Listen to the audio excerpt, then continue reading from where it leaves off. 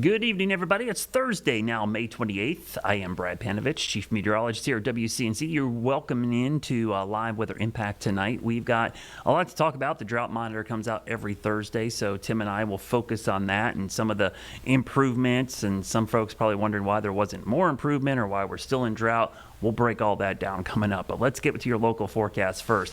Really nice day out there. I ran this morning. It was hot and steamy. Boy, was it hot. But now we've had a backdoor cold front sweep in that has really kind of dropped the dew points quite a bit, which I'll show you here in a minute. And it did have a few very tiny showers with it, but they didn't really amount to much. It was kind of nothing. We had a 20% chance today, and it verified pretty well based on just those isolated showers. But you could see that little band kind of now down towards the Midlands of South Carolina, and certainly flow from north to south. That's always a good indication of some cooler, drier air. And you can see the water vapor loop, a lot of dry air to our north, kind of pushing away some of the hot, humid air. It's still warm out there. We're 87 here at 6:30. By the way, sunset tonight is 8:30 p.m. That is the first time we've had an 8:30 or later sunset since August. So I'm getting into that summer on the longest days of the year coming up here between now and the middle of June. But look at the dew points. Earlier today, it was legit air you can wear. It was stifling out there. But now, dew points in the 50s, even in some 60s, and that drier air is really moving in quickly from the north. So we're going to have a pretty nice feeling night tonight. But look at the high, 91 today, so way above our averages of 83 and 62. 71 this morning. We will be much cooler than that, hopefully closer to our average low. Tonight. We did get a little bit of rain today with that little band of showers. I did go over the airport, so 1/10 of an inch. And yeah, yearly departure, we're still 6 inches, more than 6 inches off average, which really is the important departure since the beginning of the year, because that's when the growing season and the most immediate impacts are felt. So this evening, we're going to dry things out, northeast winds. Those temperatures are going to be very comfortable because of that drier, cooler air filtering in. And when you wake up tomorrow morning, temperatures will be down into the 50s in some neighborhoods and low 60s elsewhere. So honestly, for late May, that's not too bad. Tomorrow, I'm going to keep a small chance of a pop-up shower maybe in the mountains, but most areas will be in the low 80s, so a very comfortable day with low humidity. So we've got one front that is dropping to the south. It's going to get stuck somewhere over Georgia, South Carolina, and then try to buckle back north a little bit. At the same time, another cold front drops south Saturday. So there's enough squeeze play there that we're likely going to see at least a pop-up shower storm, I think, Saturday afternoon. And just to kind of time that out for you, no issues tomorrow. I think we're completely dry. I have a small chance you see those little pop-ups in the mountains. That's about it. I don't think we'll see much elsewhere. But look at Saturday morning, a few showers south, and then that front gets here, and you see the scattered showers try to develop along that front. So that's probably our only rain chance this weekend, because Sunday looks absolutely great, and I think we're dry all the way until Monday morning. So our rainfall chances kind of show you Friday night, Saturday, really morning hours, and then Sunday, Monday, really Sunday night is because of that secondary front.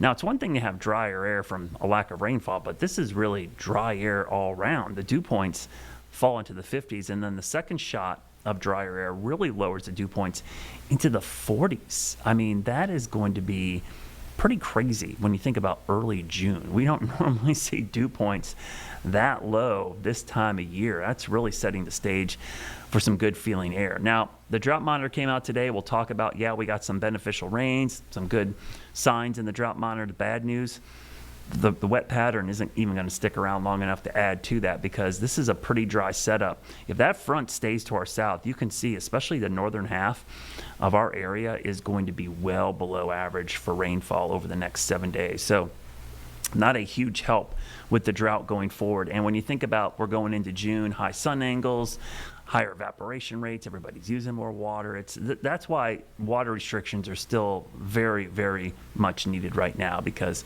the water supply has not recovered at all really in any of the major lakes yet.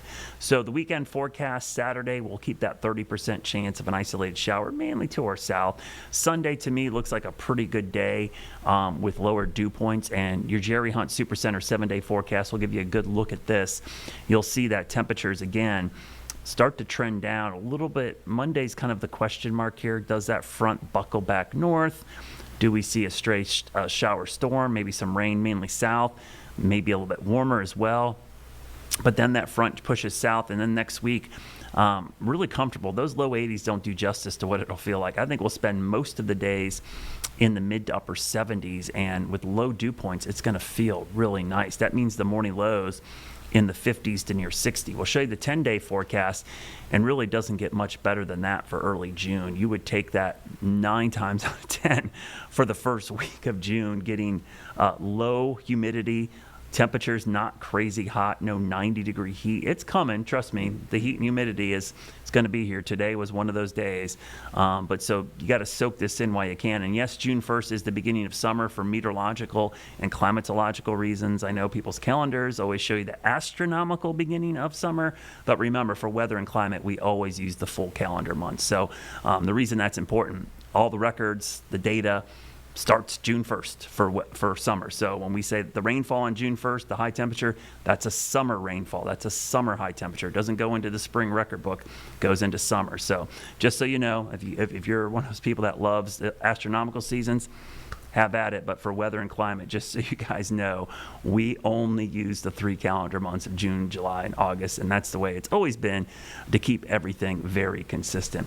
So let's look at the temperature trends. The next 7 days, as we mentioned, we've had some pretty warm conditions. This is going to be a little bit of a cooling trend, not crazy cool, but when you look at the comparison to average, some of these afternoons are going to be a couple degrees to as many as 3 degrees below average. And with the lower dew point air, I think it's going to feel even better than that when you talk about the overnight lows. So the air conditioner's been getting some overworked time here in the spring. This will be a nice trend to give us a little bit of a break as we go into the month of June.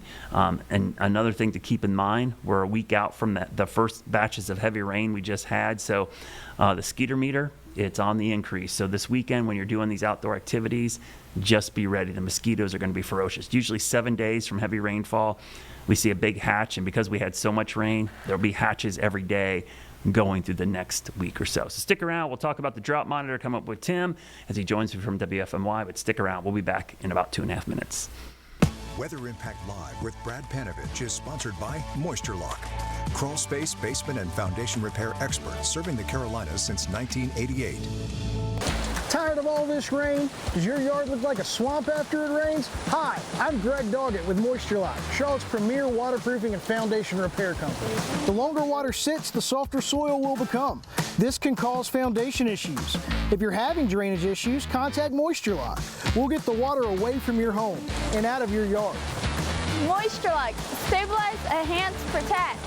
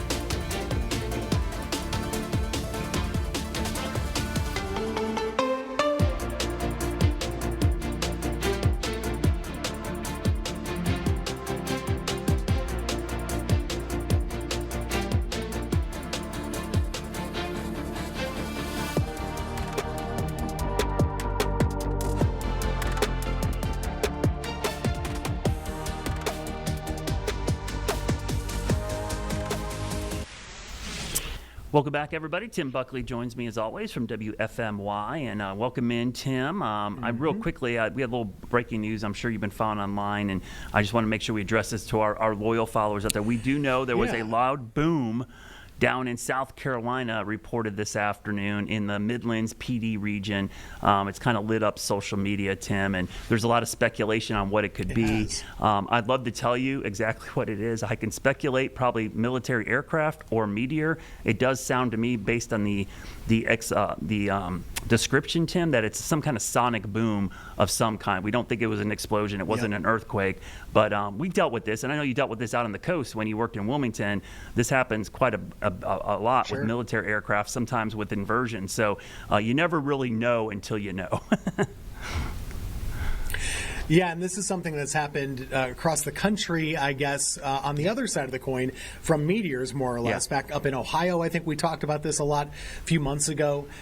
These are things that can happen. But if you hear the video or you see the video, I guess, either way, it doesn't seem like any visible flashing that we could tell. But, we'll figure it out. And it's not like it was picked up on satellite per se or anything along those lines that we've noticed so far. So there's no obvious clear example just yet, but there's always a reason, and it's also not an earthquake, so we could rule that out.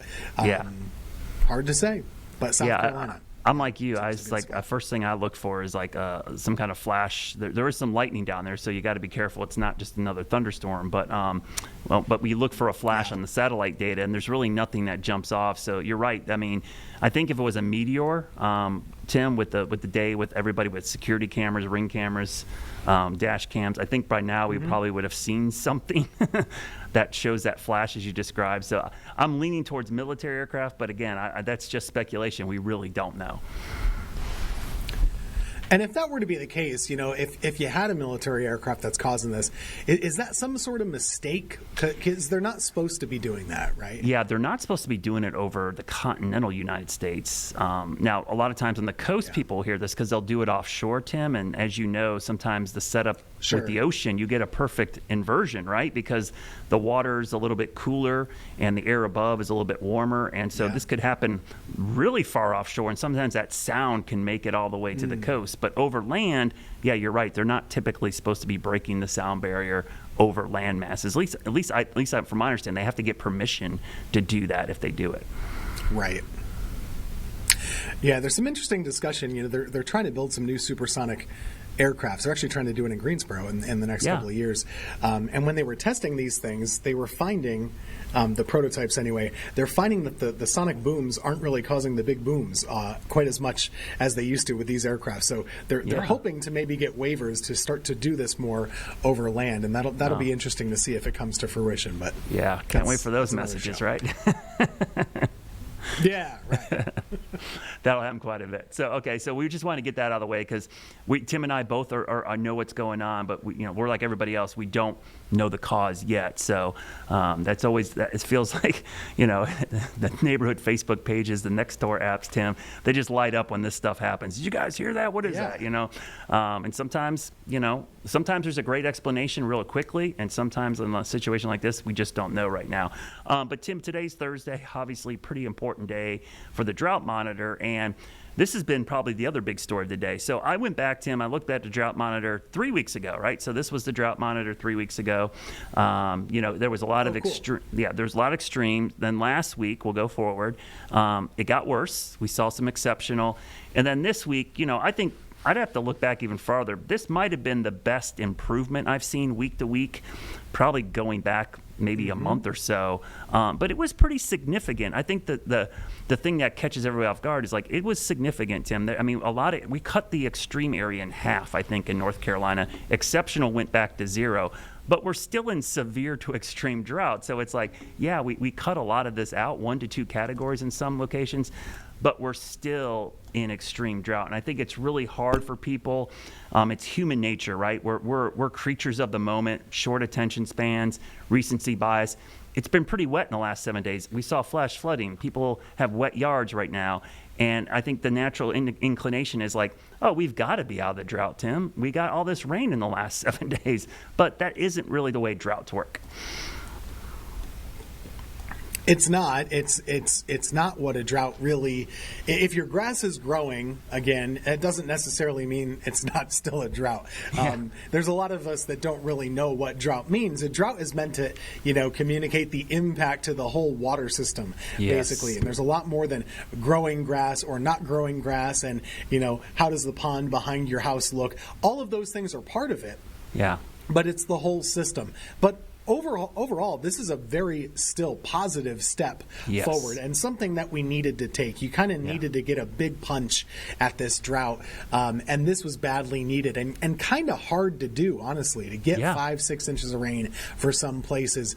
That's hard to do in a week. And it's very encouraging that we do it. And, you could look at those other reports coming out about lake levels and stream flows. Yeah. There are some signs that still show the drought is still pretty bad. Lake Norman's still pretty low, all of these things. But then on the other side, you can look at the stream flows. A lot of them have returned to normal. Now, that might be short term, but still, there are some good signs in kind of hidden within that drought report as well. Yeah, and there's all kinds of different factors. You're right. I think drought is really hard to communicate because it takes into account all these different metrics, right? It sounds silly to say this, Tim, but it's really not just about the rainfall. It's really about the impacts of the rainfall. And sometimes those impacts are multitude. Like today I started pulling up ground well water levels, and I found one in Rowan County that started to recover, Tim, but it's still like crazy low. And you mentioned Lake Norman, which is the biggest lake, by the way, in North Carolina, biggest reservoir in the state. It came up, Tim, but it's still like 5-6 feet below full pond. So it's like, it recovered, but it's just a trickle. It's like we basically used a squirt gun on a wildfire. It wasn't enough to really make a big tick, but it doesn't really help people with backyards that had flooding or areas that we saw in Caldwell County or even Bat Cave that saw flash flooding. In some ways, Tim, I think that was kind of a negative because to get out of a drought, you don't want a flash flood because all that water just runs off. It doesn't soak in. You actually kind of want a steady, persistent rain and not a deluge because most of that water gets wasted. Some of it was too heavy. All of it was too sporadic, by the way. I mean, you can go county by county and kind of cherry pick. I mean, whether you want to do Rowan here or Davidson, whatever. You can find spots that are less than an inch over here, and then over here they're 3, 4, 5. There's some counties. I know we have Rockingham County up here. Yeah. Reidsville, you had less than an inch, and then just up the road there's like 6, 7 inches. So it's really crazy how that was all spaced out over a couple of days. And Burlington, they've had like no rain all week. So this is just kind of the way it goes. Uneven impacts. Yeah. But still a lot of positives to take away from it. And some of the comments, some of the pushback I was getting was all about the grass growing again. It really is growing again. I mean, you're starting to see those changes for sure. And I think that says more about grass and probably why we over-irrigate, Tim, because I love my lawn. Don't get me wrong, I love my lawn. But there's a point in the summer every year where I just shut my irrigation off because I know it's not even worth it. And I know the grass will recover quickly once it does rain. And that's the great thing about lawns is they'll go dormant. They won't look great, Tim. It won't look awesome, but you start getting rain again, you'll be surprised how quickly your grass recovers. It's a very resilient plant. It comes back very quickly. So that's probably the last gauge we should be using, but it is the most visible to a homeowner, right? They see their lawn brown and they know they haven't got any rain. Couple notes from the State Climate Office. I'm glad you brought up the sporadic nature because your map is really clear. They actually highlighted your region, Tim. They said amid widely varying rainfall totals in the central Piedmont, some crop stress continues, especially corn and soybeans. So even though there was improvement in western North Carolina, in your neck of the woods between Greensboro and really to Raleigh, they actually highlighted that the crops are really still very stressed right there. They're having trouble, and we talked to a couple farmers yesterday. Many were pleased that it was raining again. Some, though, were a little agitated that it actually was raining too much, as you alluded to. If it comes down too hard, too fast, then they just have a different problem to deal with.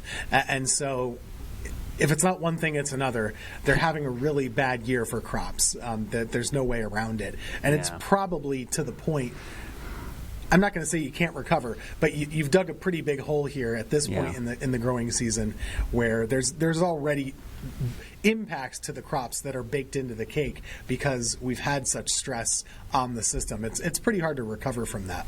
Yeah, a lot of farmers couldn't get their crop in the ground at the same time, or they did, and it couldn't sprout because there wasn't rain in April and May. And as you mentioned, that's probably set a lot of farmers back, because if you don't, especially corn has got to be growing by now, and if it's not, you know, by harvest time, it's not going to be ready. And I think that's when people will probably notice the drought. Even if we recover a little bit, when harvest time comes around, people are probably going to notice crops are either limited or it's super expensive. Things are already super expensive in the grocery store.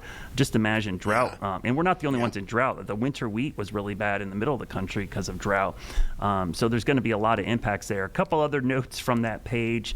Bear Wallow Mountain, which is over near Asheville, they had 9.88 inches of rain this week, which was one of the highest numbers, including 5.86 inches of rain on Monday.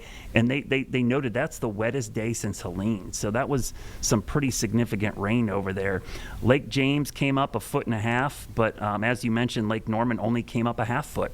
And then in eastern North Carolina, this is something that's a longer term issue. Soil moisture improvements, but they need more rain to trickle down because groundwater levels have not recharged at all. So I think that's one of those indicators that takes the longest to feel the drought, and then is always the last to recover. So I mean, Tim, that's a big part of this. Is it was a great step, and I think this is kind of what you expect in a drought, is that you're going to take baby steps to get out of it. This was step number one, but we still got a long ways to go. I always like showing the numbers of like what it takes to get out of the drought. And we show you the 1 month numbers, but we're not getting those 1 month numbers. That's just perspective. 2 to 3 months, okay, let's see, 20 inches plus. The crazy thing is, Tim, these are big numbers still, but these were improvements. From last week, we had like 15 to 20 inches for the 1 month. Now it's like 11 to 14. And the 3 months is actually, that I don't think that's very likely, but at least that's somewhat attainable. Getting 20 inches in 3 months is a lot, but at least you could see us knocking half of that out or getting close to that if we get a tropical system or a bunch of thunderstorms. I still think it's going to be fall or winter before we officially get out of this. I just hope it doesn't get worse going into the summer. Yeah, I would hope so too. I mean, I think half of that you could envision. I agree. I don't think your goal should be we've got to get 23 inches. That's probably not the way to go. Yeah. But we should be able to knock off some of that, hopefully. And this has been a pretty positive month overall, really just in the last 7 days. You know, today, for me, Brad, I know you still had a couple storms. For us, it was the first day not tracking the radar in 7 days. Yeah. So that was a nice sign of improvement. And for any of our Triad viewers that are watching right now, something that I wanted to highlight it on the news, but our biggest rainfall was Tuesday afternoon. Wow. And that's not included in the drought That's report true. because it stops at 8 a.m. on Tuesday. So for us, you know, we might have some adjustment beyond that. Of course, the next week looks dry. It might all be a wash. But just to know, that wasn't included. That's about 2 to 3 inches for some folks. Yeah, and that's a really good point because you guys were pretty dry up until that point. And let's face it, like everybody north of Interstate 40 really didn't get that good batch of rain we had a couple weeks ago either. So, that's why I think down south we've had some better improvement, at least because we had like a 2 inch rainfall in Charlotte like 2 weeks ago. And then we had another 3.5 inches in the past 7 days. So this month alone has actually been pretty good.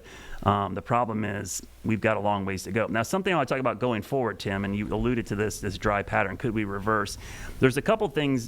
This pattern is really interesting to me because we almost got like a wedge, couple backdoor cold fronts, kind of rare for early June when you think about we're going into June with northeast winds and low humidity, very comfortable air. But the other thing I want to mention with the drought is the reason water restrictions are going to stay in effect is, Tim, we're heading into summer, right? This is the time of year when evaporation rates, sun angles highest, days are longest, our water usage is high. So the one thing about the drought is like this is the time of year we actually start using even more water than normal. So while this was great in the past week, I think the water restrictions, there's no way those are going away because if I'm a water system, I know that the water usage is going to go up and we need to save as much as possible getting into the next few months.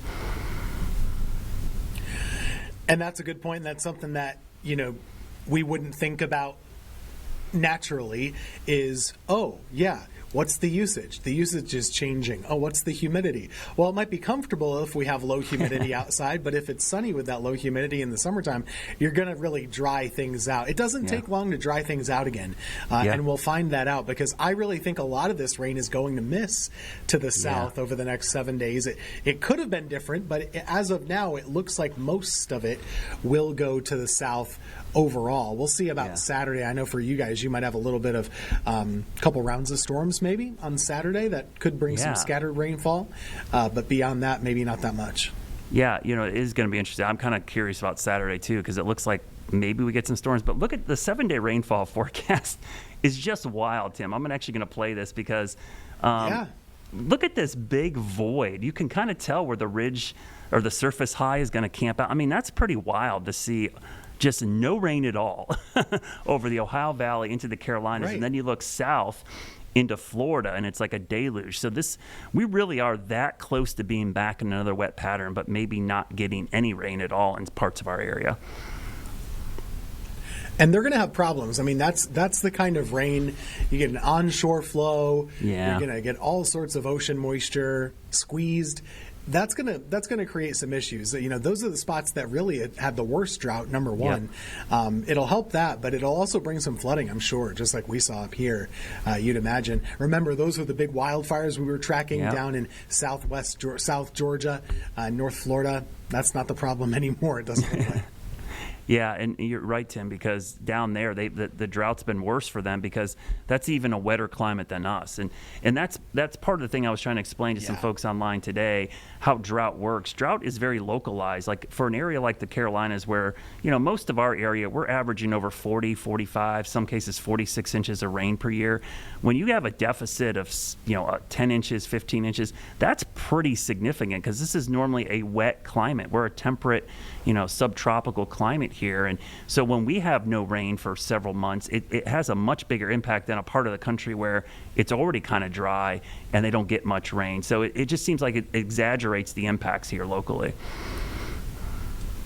Yeah, it's like a big strong athlete. They got to eat more calories to kind of do what they got to do. We have one of those climates that has a lot of trees to support, a lot of plants and vegetation and all that kind of stuff. It's not Arizona. Yeah, a lot of waterfalls we got to get flowing for people to go hike to this summer. Got to get some moisture up there. All right, Tim, we're out of time. Well, hopefully, right now. Yeah, there are some looking really good right now. I've seen some great videos. Hopefully we'll figure out what this boom was in South Carolina. If we do find out, we'll let you know. But we're out of time for tonight. We'll see you tomorrow as we get ready for a cool, dry weekend, which seems weird going into the first couple days of June. Have a great night, everybody.